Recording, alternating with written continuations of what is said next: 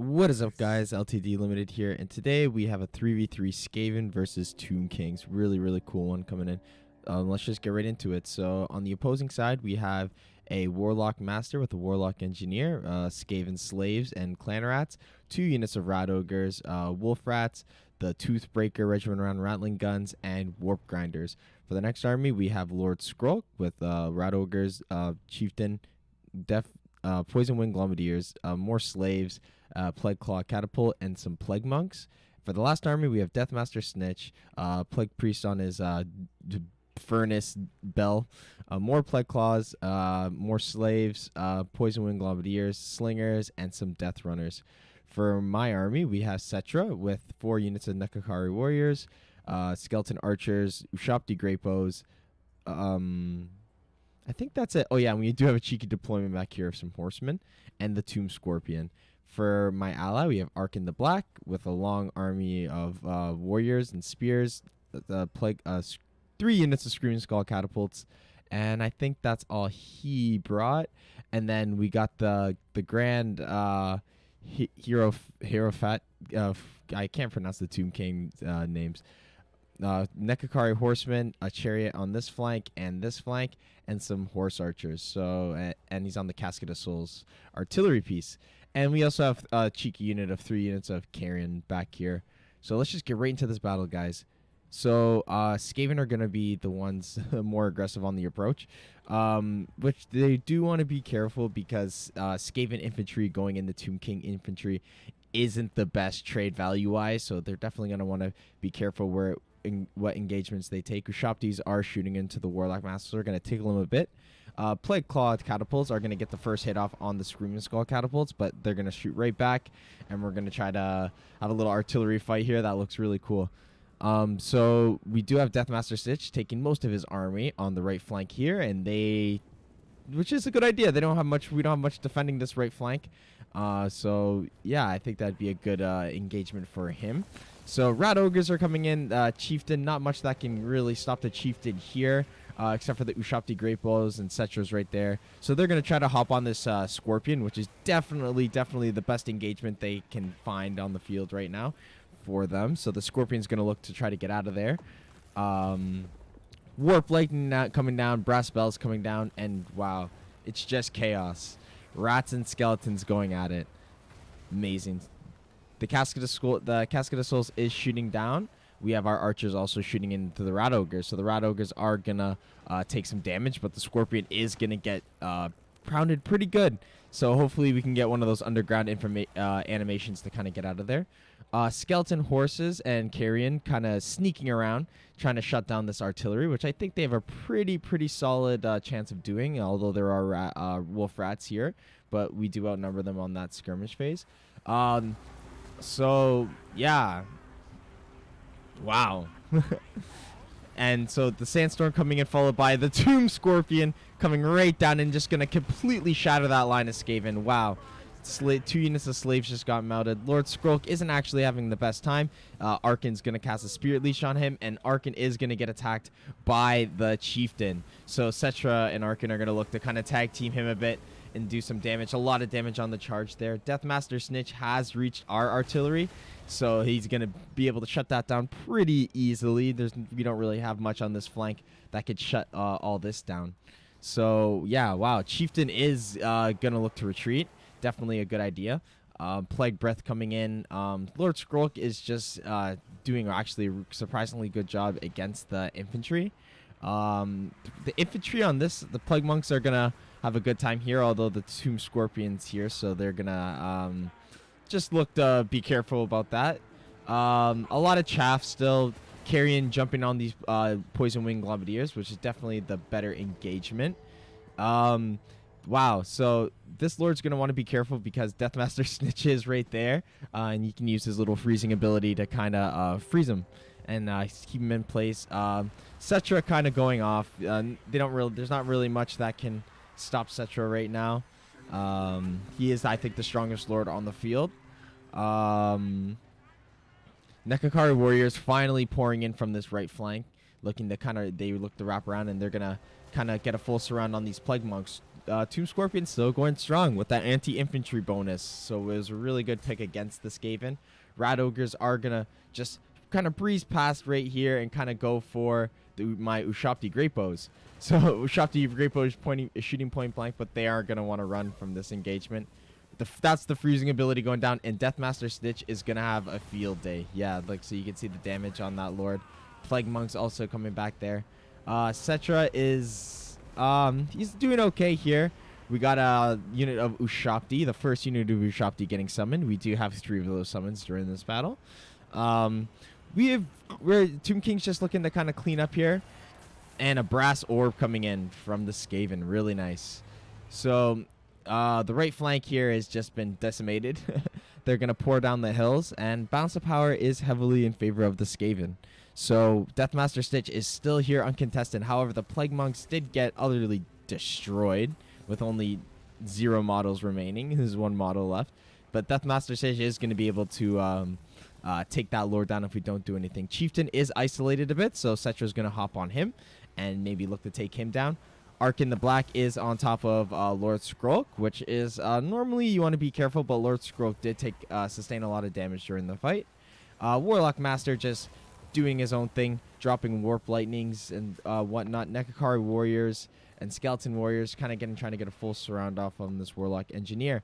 And here is the Greenskin Skaven specialty. A lot of units are out, but they are coming back.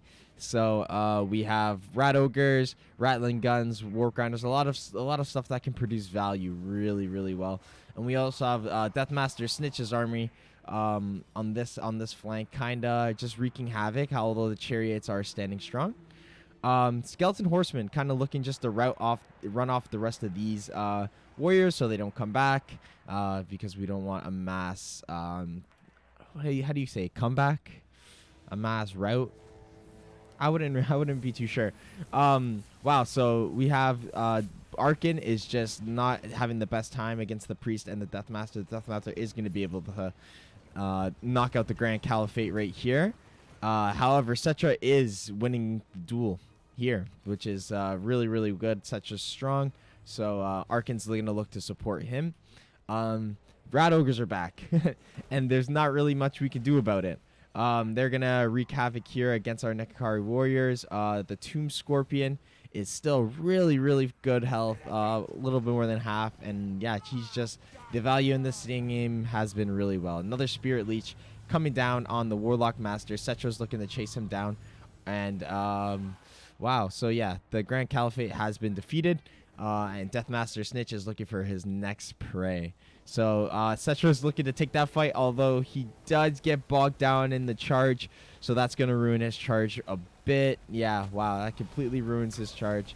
And, oh, that was sick. Okay, Ushabti summoned right on Cetra, and Deathmaster Snikch went flying. And the Ushabti are going to chase him down. Yes, Deathmaster Snikch isn't going to want to take that fight. Wow, that was really cool. So Arkin is just looking, casting some spells. He's going to try to engage onto these Rattling Guns, which Rattling Guns you're going to want to be really, really, really careful how you deploy them, because usually where you deploy the Rattling Guns is where you should aim to keep them throughout the whole game. So Cetra's going to jump onto this Warlock Master. He's going to get away, just putting down a brass orb on these Skeleton Horse Archers. Horsemen here, still just cleaning up what's left of these Death Runners. And yeah, really nice charge. Not much there that's left. So Cetra is just going around.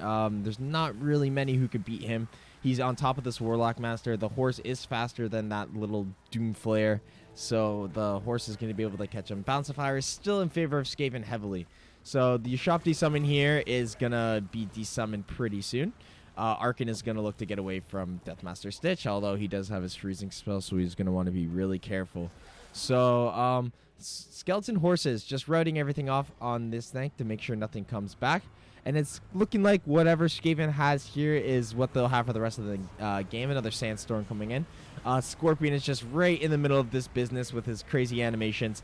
He's going to be able to do a lot of damage even to the rat ogres, but he's going to want to be careful that the rat ogres aren't getting him surrounded. Cetra and Arkin are surrounded by rat ogres and spells and sand and warfire and deathmasters, and this is just a crazy blob that they really shouldn't be a part of. So yeah, Cetra's gonna get out. Arkin is gonna look to try to escape, but he can't. He is in combat with Deathmaster, and he's gonna want to be very careful, very careful. So Cetra got out. He's gonna jump on these rat ogres that were on my Ushabti Great Bows, and they did rout them off. The Plague Priest is gonna look to try to follow, and Cetra isn't gonna take this fight, because seeing how close the Deathmaster and the Plague Priest are, he's not going to want to really take that fight. Arkin's going to look to try to jump on this Warlock Master once again. He's going to want to be careful again. And yeah, that's why you're going to want to be careful. There's the big animation, and yeah, he's trapped. Rat Ogres, and he's not going to be able to really get out. Another huge Vortex spell coming in. Not really doing much. This Tomb Scorpion is just looking for more blobs of infantry, like right there, to kind of just rout off. Horsemen kind of looking, riding around looking for a good engagement, and the balance of power is finally in the favor of the Tomb Kings.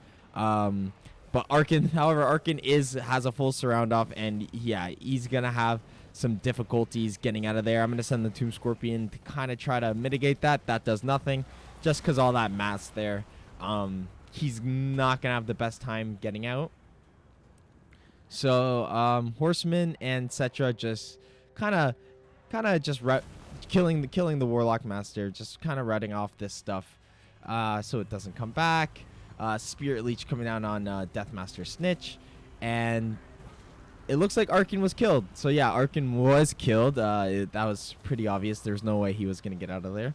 And Tomb Scorpion is just about done as well. So looking at the battlefield, the Tomb Kings definitely do have a chance of winning this battle. However, they're going to want to be very careful on where they commit their cav, because it looks like that's all they really have. Yeah, some horsemen here, a unit of horsemen there, and a horseman in combat there, and Cetra running around. And they have the Rat Ogres, the Plague Priest, and Deathmaster. So they could definitely...